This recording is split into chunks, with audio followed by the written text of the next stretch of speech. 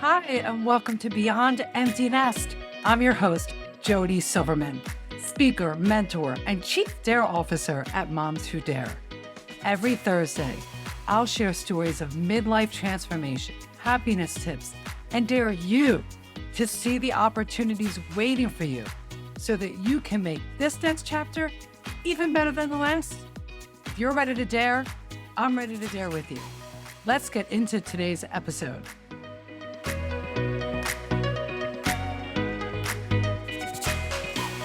With just 1 week before the Thanksgiving holiday weekend is here, the question we're going to ask you today on this episode of Beyond Empty Nest is curfew or no curfew? Everybody, Jody Silverman here, happiness and mindset coach for the empty nest mom and midlife woman. I'm excited to share this re-release episode with you. Pre-pandemic, I hosted a show called In the Nest with Jody. It was a video talk show. And right before the Thanksgiving holiday that year, I gathered a group of my Moms Who Double Dare members. Yes, we have a membership. I gathered a group of my Moms Who Double Dare members around my kitchen table. And the question I put out to them is, when your kids come home for college, what are your thoughts on having a curfew or no curfew? I hope you enjoy this re-release. I hope it helps to support you in setting expectations and really enjoying an amazing holiday weekend with your children. Dare on. Hi, everybody. It's Jody, and we are at the table in the nest. And I brought so many mom friends today to have a conversation. You can see, I'm sorry. Moms getting together requires wine all the time. So here's a conversation. I put this question out a while ago on social media, and I wanted to invite my friends to have it with us. So a lot of us have kids that go off to college, and then they come home, Thanksgiving break, winter break, and then, of course, the summer. So my question that I want to put out there is, do you as moms feel you have the right to impose a curfew on your son or daughter who has been 100% independent with no curfew away at college? Hell yeah.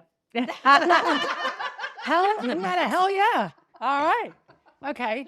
So now how did you do it? I think that I don't think it's as much of a curfew as you have to let us know what's going on. That's really, it's just polite. It's just basic. So you can sleep at night. Yeah. Okay. Who else? I'm kind of with that. We didn't do curfews when our kids were in high school, so I don't do them when they're in college. But this idea that you do need to let me know that you're still living, and where are you, and an anticipated time of arrival home. I don't care when it is, 1 o'clock in the morning, 5 o'clock in the morning, but I need an anticipated time. No, I don't. Okay. Hey, look at okay with it. Everybody moms differently. That's why I wanted to ask this. Yeah. Okay. So you just want to know they're alive. I want to know they're alive. We have an open up relationship. Where are you going to be? They do have to let me know where they are, an estimated time of arrival, so that I don't imagine like somebody creeping in the house when they're not supposed to be there. But other than that, I really let them go.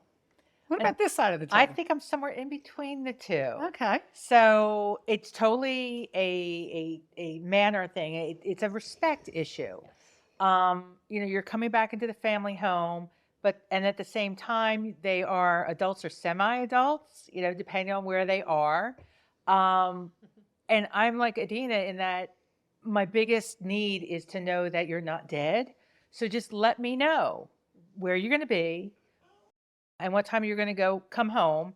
And two, to your point, Adina, about knowing when I hear a sound at the door, that it's not someone that I need to jump up and hit with a baseball bat, that it's actually someone that belongs in the house.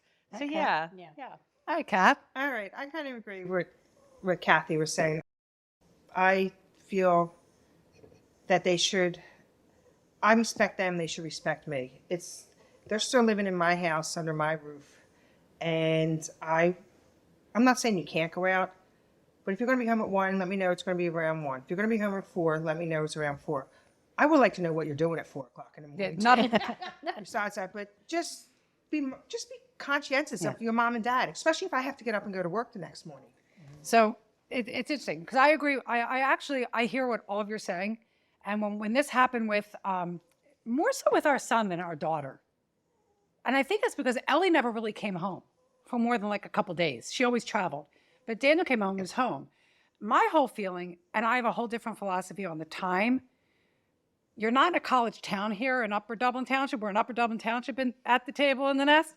And my feeling is there's nothing you could be doing That's good. after midnight.